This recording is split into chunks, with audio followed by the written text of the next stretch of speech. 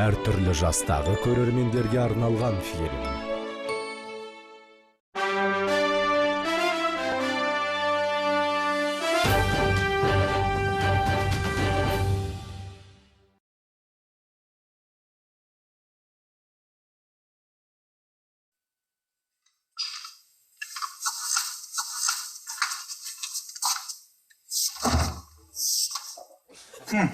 Мәз емес. Демек, Жанел өзіне жаңа туфли алған. Оны қайдан білдің? Тоңазытқыш жылан жылағандай. Оны қоя берші, мені басқа мәселе қинап тұр. Ол қандай мәселе? Айта ғой. Білесің, Марат ағаң қашанда көмекке дайын. Жалпы мен жұртқа көмек жасау үшін жаратылған адамын. Сауапты істер жасауға менің ерекше дарыным бар, ерекше қабілетім бар. Жалпы қалаға мен осы келген кезде кімге көмек жасасам екен деп ойланып жүрмін. Мәке, көмегің тие қоймас. Енді майыспай айтсайшы. Қысқасы, өткен айда Жанел маған несиені жаба салшы деп ақша берген. Жұмыс істеп жүріп, ары бері жүрген кезде ақшаны құртып қойып. Мәке, көмегің керек. Қарызға ақша беріп тұршы. Таппасам Жанел мені өлтіреді. Жұмысқа тұрған соң бірінші айлықтан міндетті түрде берем. Әрине көмектесем. Сен ойлағаннан да асырып берем. Рахмет, Мәке, рахмет. Баға жетпес ақылмен.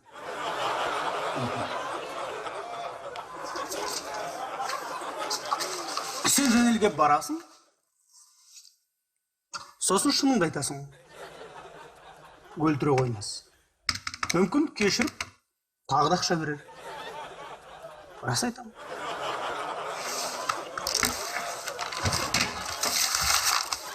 Рахмет, Мәке, ақылыңа.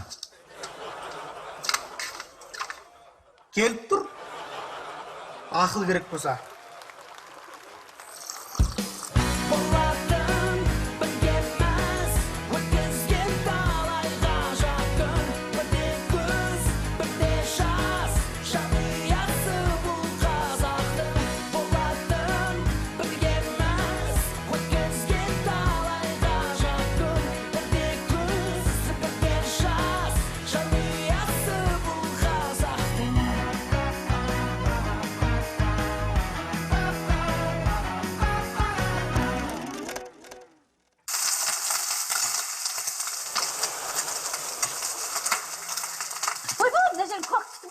Балама, я не істеп жатсың сен?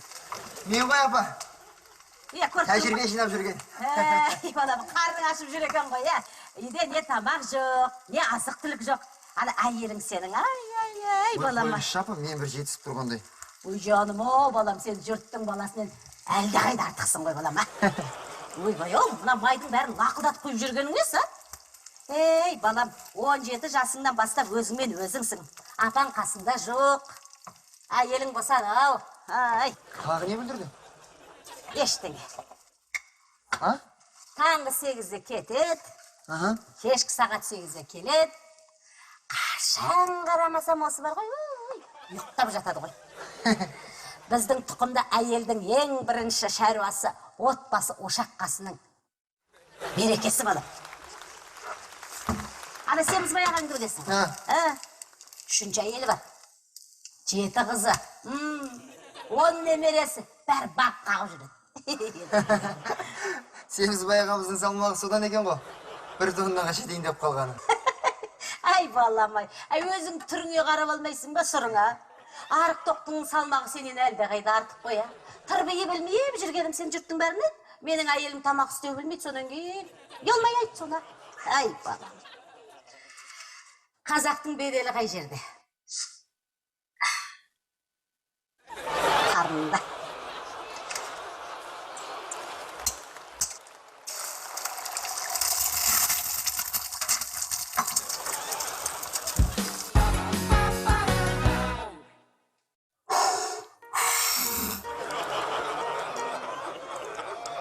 Құдағи? Мән мағына шық телефикадан әбден жекен тосып кетті. Басқасына ауыстырайықшы, жарайды. Рахмет. Мен жеттім ау әйтеуір. Мені құттықтай берсеңіздер болар. Айтпақшы, сәлематсыз ба? Аспаздар үйіне үйірмесіне қатыстың ба? Қызметім жоғарылады. Енді мен кадр бөлімінің бастығымын. Жаным менің, күнім менің, ботақаным менің, жалғызым менің. Айттым ғой, мен еңбегім зая кетпейтін білгем. Құдағи, білесіз бе? Мен жанына кішкентайына бүкіл үйірмелерге апардым ғой.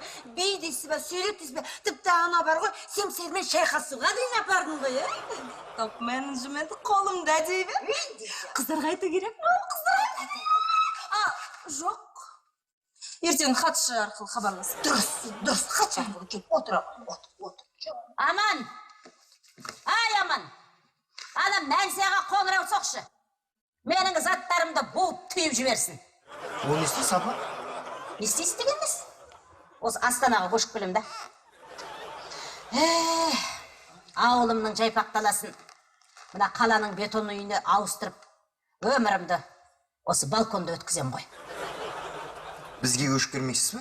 Үйбәйеу, осында көшіп келем деп отыр ғой, сендерге көшіп келем. Әйелің мына бастық болып отыр ғой. Сенің қамыңды балам кім ойлайды менен басқа? Ай, құлыным, ай, құлыным. Апаң сенің қасыңда. Дайын сенің асыңда. Көп болса, бір-екі күнге барып келермін. Сол арада ұлыңыз жүдей қоймас ма? 2 күн ғой. Дұрыс айтасыңдар. 1-2 күнде барасыңдар. Сосын 2 шайға кетесіңдер. Сосын тіпті жылап келмей бір-бірлеріңді көрмейсіңдер. Құдағи, тек қойыңызшы, құдағи. Құдағи, не болды енді? Мына келініздің табысына қуанбайсыз ба, құдағи? Сіздің ішіңіз тар емес еді ғой тегі. Осы аузыңызда бүгін бір ауыз тегі жақсы шықпай қойды ғой, қойыңызшы. Қуанышым бар ғой, қойдым, сүймей тұр. Сәттейсіз ба? Аман, тракторды сат, Астанаға көшеміз. Мама, сізге не болған? Көп болса, 1-2 сағатқа кешігіп келем. 1-2 сағат дейсің бе? Жаным, 2 ауыз сөзге.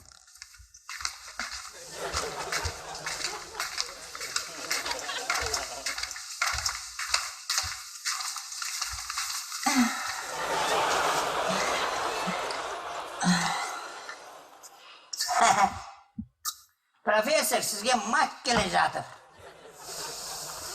Кешіріңіз, әбеке, тілді бұлай жүрмейді ғой. Әге, қаттайына кеттің ғой.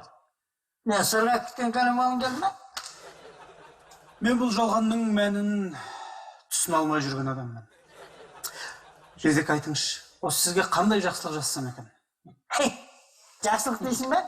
Сен ана таң атпай көгілдір экранның алдында жабысып қалған әйелдердің орындарынан тырқырашы, Бетман. Мен бұдан бұлай бірде-бір күнімді адамдарға жақсылық жасамай өткізбеймін деп шештім. Маған бәрібір. Ол зейнеткер бола ма, жоқ әлде ол жасы қақпаған адам бола ма мына сіздер сияқты.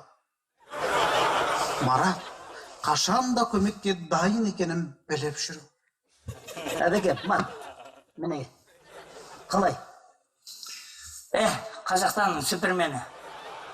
Оның шырқымыздың ғой, баши. Әке, біздің халіміз жақсы. Барыңызшы одан далаға. Мүмкін біреуге көмек керек болып қалар. Менің жазирадай жомарт көңіліме, менің кең жүрегіме мына жерлерің тарлық етеді. Мен кеттім. Бар. Астана, ашық шағында. Мен келем. Мен келем. Аман, тез айтшы, аты кім еді ана қылидың, а?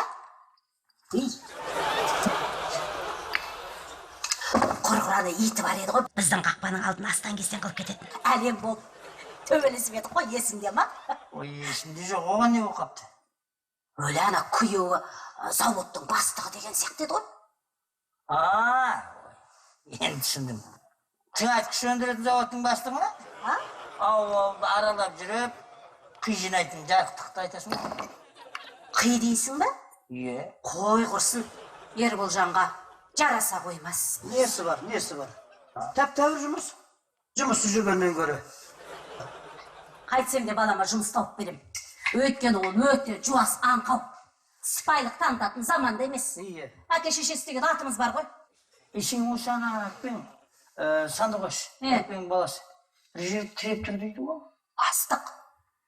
Мейрамхананың бармағынан бал тамған бас аспазы. Ешбір жаман емес. Хабарласып көрсеңші. Сонда Ербол не істеу керек онда? Даяшы болса жақсы. Енді қалған тамақтарын бәрін үйге әкеліп қарны тоқ жүреді ғой. Ал енді бұлай ана көшедегі бағдаршам құсап, ербейіп тұрса. Неменеді ана ары бері жүретін адамдарды? Әкімші. Иә. Құрсын кешке дейін жүре беріп, аштан аш жүре ме? Қой құрсын болмайды. Таптым, сенің ана бала бол деген қарындасың бар емес пе? Сол бір кәсіп ашам деген сияқты еді ғой. Соған хабарласшы. Қайдағы саған бала бол. Оның аты болсын. Осы ауылдың тең жарты жұмысы жүргеннің тең жартысын апарып тұрғыздың ғой. Ұят болады енді. Сен ана Асқардың базардағы ағасын жағалап көрсек қайтеді. Өлә, сен не айтып тұрсың, есің дұрыс па сен? 5 жыл мұнайшы болады деп жүрген баламды. Енді міне базарға барып мен тәшки тергізіп қоям ба? Жоқ. Жоқ, болмайды. Әйелі бастық. Менің балам жұмыссыз жүрген ұят болатын шығар. Ол да бастық болады. Ертең мен мақтанған кезде ауылға не деуім керек? Жоқ, жұмыс тауып берем мен оған. Жұмысты болады. Жұмыс табам мен оған.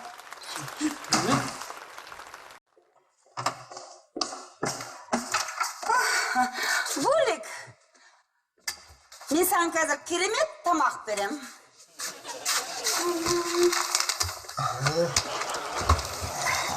Булик, фреш ролл.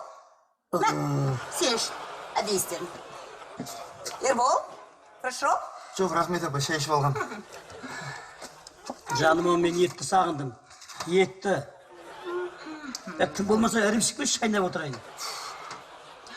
Шығатын мез баяғыда шықпаймын осыны жесек. Ешкі сиятын маңырайтын болдық қой. Болик, сені маңырап жүргеніңе 10 жылдан асып кетті. Әйтпесе баяғыдан проректор болмайсың ба? Булик, ана Жанелдің курсасы Темір бар ғой, сол есіңде ма? Ұзын бойлы, аппақ, сонда әдемі жігітше. Оқи бер. Тура кинодағыда жүгіріп еді ғой Жанелдің артынан. Алақанын ұстап. Жақында кездестірдім, я. Вице-президент болып тағайындалыпты, я. Болатын бала. Дұрыс таңдау жасай алмай, қателесеміз де жүреміз. Сізден бермez. Кім туралы айтып тұрсың сен? Мынаны ма, мені ма? Жалпы. Булик, жүре ғой. Әйтпесе Ербол жұмыстан шаршап қалған шығар. Демалсын. Булик. Құдағы маска жасап алыңыз.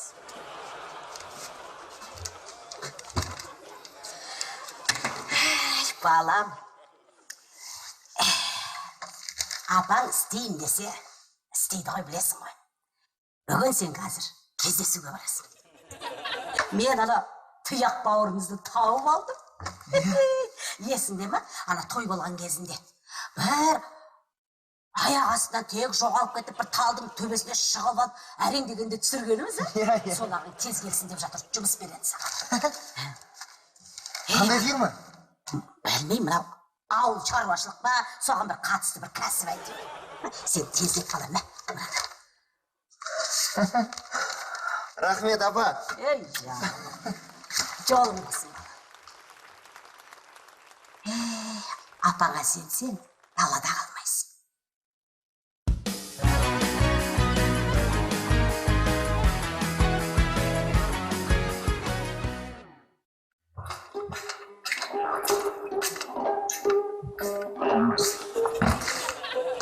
Өлі, қалай өтті?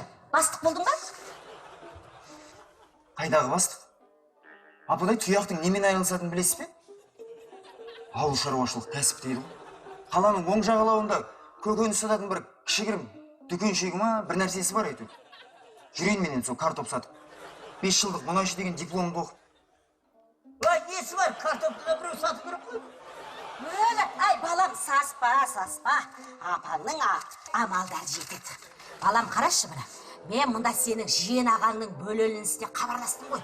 Оның мына бір клирингі дейді. Компаниясы бар екен.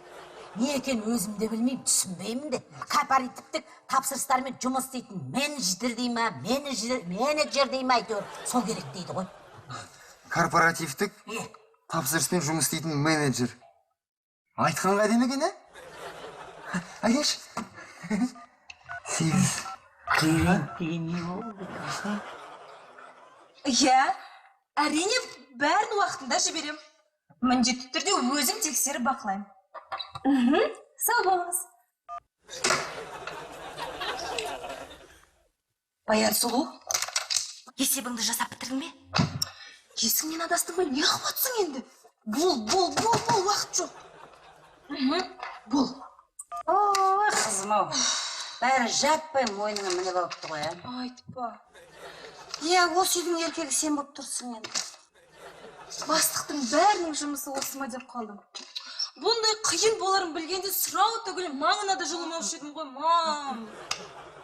Мүмкін бастама шығар қиын болып тұрғаны. Қалпына келер. Шанель, Ерболда галстук бар ма? Артық. Тапқан ала беріңіз. Жалғыз бірге ері. Мәке, сыланып сипанып қайда бет алдыңыз, Әлде бүгін камазистердің мерекесі ма? Жоқ. Баратын жерім одан да маңыздырақ. Халықтың мәселесін шешетін шаруа. Сондықтан киімім сай болу керек. Әйтпесе бір апаға болса қалайын десем, тонналы ағашты көмектесіңдер. Аяқ астынан супермен болып шыға келдіңіз ғой, Камазыңыз жайына қалды ма? Мерседесім тұрады. Ал қазір мен көңілін күз басқан, жүрегін мұң басқан, шашын ақ басқан жандарға көмектесем. Мысалы, Райхан, сізге қаншалықты қажетім бар? Түсінбедім. Сонда мына мен ба? Шашын ақ басқан, көңілін мұң басқан? Супермен мырза, алдымен өз сұрыңызға қарап алыңыз. Өзіңіз біліңіз. Жанел, сөзіндегі мұңайып тұрсыз. Сізге менің көмегім қажет емес пе? Саты бөлімінің бір апталық есебін жасасаңыз. Сол да сөз болып па? 2-ге бөлесің, 3-ге көбейтесің, бәтті шаруа. Рахмет, өзім ақ бітірермін. Өзің білерсің. Халықта мынандай сөз бар. Кедейге балық бергенше қармақ бер дейді. Халықтың мінезін, қайрат күшін қатайтып тәрбиелеу керек. Жұмысыңды жасай бер, біткен соң шақырарсың, тексеріп берем.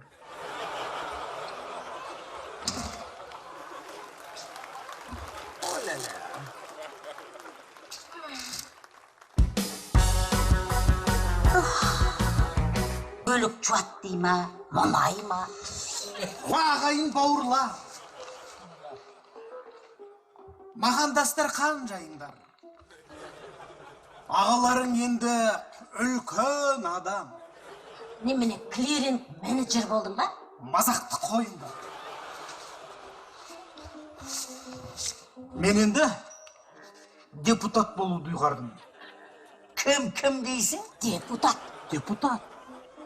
Мен бәрін білдім. Депутат болу үшін 100 000 адамның қолы керек екен. Менде 3-еуі бар. Енді Жанелмен бека қоятын болса, сонда қалады 99 000 ба, қанша қалады? Сен әлгі не деуші, жоспар ма, сайлау бағдарламаң бар ма осы сен? Бүкіл халықты риза етіп, қуанышқа кенелту менің басты бағдарламам. Баламды жұмысқа орналастыршы. Рәзия, егер мен депутат болсам, әрбір қазақстандық бірнеше жерде жұмыс істей алады. Сіздер клиринг менеджер дегеннің кім екенін білесіздер ма? Бәрін жуып тазалайтын адам.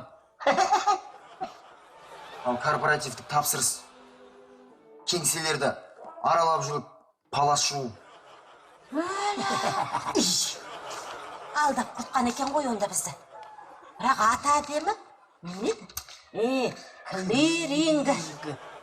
Біз сияқты ауылдың қарапайым адамдардың басын қатыру үшін бұл ешкімге жалынбай қойыңшы, өзім бір нәрсесін қарастырармын. Ербол, жақында. Мен саған бір тамаша жұмыс ойлап отырмын. Қалай деген менде сен менің сайлаушымсың. Ал?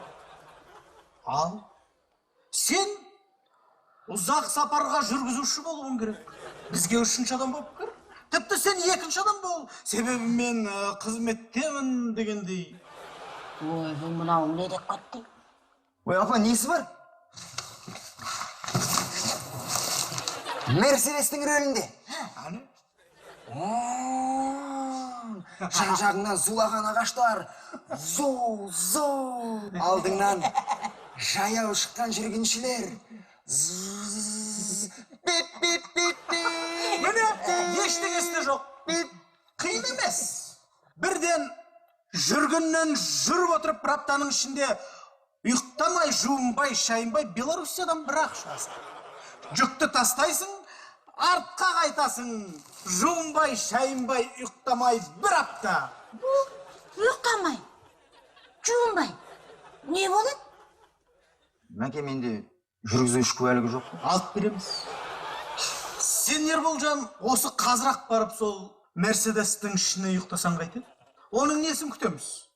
Бека болса әке-шешесінің үйіне кетіп қой. КамАЗға қон дейді. Біріншіден КамАЗ емес, Мерседес. Ал екіншіден оның ішінде бөлшектер бар, біреу ұрлап кетсе қайтеміз. Ал мен күнде соның ішінде ұйықтайын деп, белімді өзіп алайын деп тұрмын. Ал егер мен ауырып қалсам, мына халықтың қамын кім ойлайды? Кім? Мен бұлай аяқ асты шешім қабылдай алмаймын. Мен одан да өз мамандығым бойынша жұмыс істейін, Мәке. Ондай болса, жүр менімен, екеуміз депутат болайық. Екеуара бірігіп фракцияшамыздағы ат қоямыз. Қазақстандық ұзақ сапар жүргізушілері деген қалай? Майма? Ойлан. Ана, жарайды Теміржан. Сау бола ғой шырағым менің, көріскенше. Кімді айтсаң сол келеді деген. Бөлік жаңағынан Жанелді курстас жөнінде сөйлесіп едік қой, сол ғой. Жұмыс бабымен Астанаға келіпті. Сәлем айтып жатыр. Көріскіміз келеді дейді бізбен, тағы Жанелді сұрап қоймайды.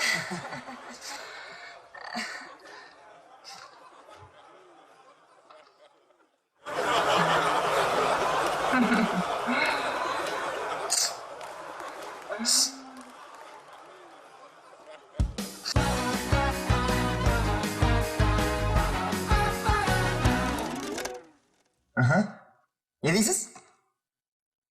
Алмайтын болдық? Жақсы. Рахмет.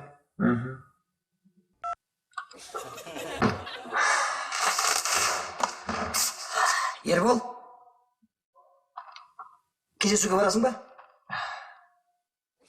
Мен бе? Иә, барам. Мына құжаттарды ана менің досыма апарып берші, жолдан. Жарайды. Бөлік, вуаля. Бөлік, қайсын киген дұрса? Қаталда болып көрінген дұрыс па? Әлде жеңілтектеу болған ба? Біздің енді қандай жерге баратымызды білесің ғой. Темір енді анда-мында адамдармен араласпайды ғой. Темір тек таңдаулы жерде жүретін жігіт қой. Жаным ау, бері кел. Саны?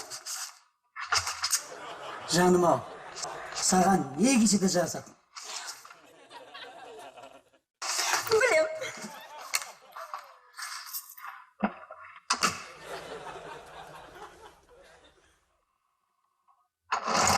Ананы қайда жібердің? Сәкен Сайденұлына? Сәкен Сейденұлы? Иә, мен оған ана монограммаларды апарып берсін дедім.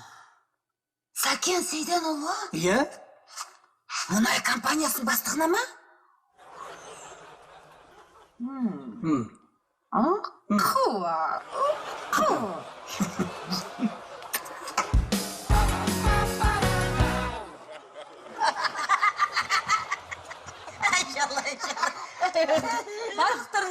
экен.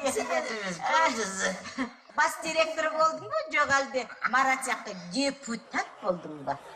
Жаңа қызметімнен бас тарттым. Өлі, неге? Аптасына бірнеше рет іс сапарға шығып тұру керек екен. Мен оған дайын емеспін. Сіздердің айтқандарыңыз дұрыс. Мен өзімнің жеке өмірімді, тұрмысымды ойлағаным жөн. Дұрыс, қызым, дұрыс. Ботақаным менің, дұрыс дегенсің. Айттым ғой, басыңы шығып алады деп. Болат көке, сізге Сәкен Сәйденұлы ыстық сәлем айтып жатыр. Рахмет.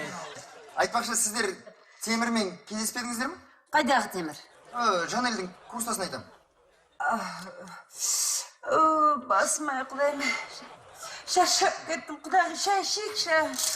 Қарсы. Апа, Жан. ал мен күтпеген жерден жұмысқа тұрдым. Жарадың. Ай, жарадың, әкел.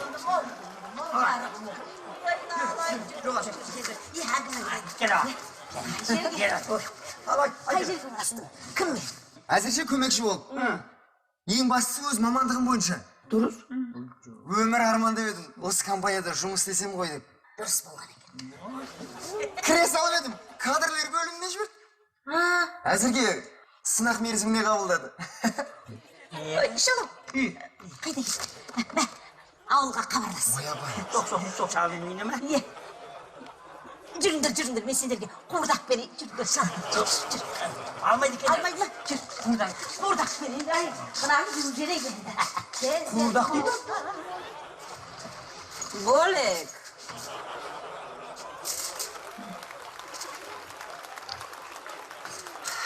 Мам, Не? қандай Тимур туралы айтып жүрсіңдер? Менің Тимур деген курстасым жоқ. Ай, қызым.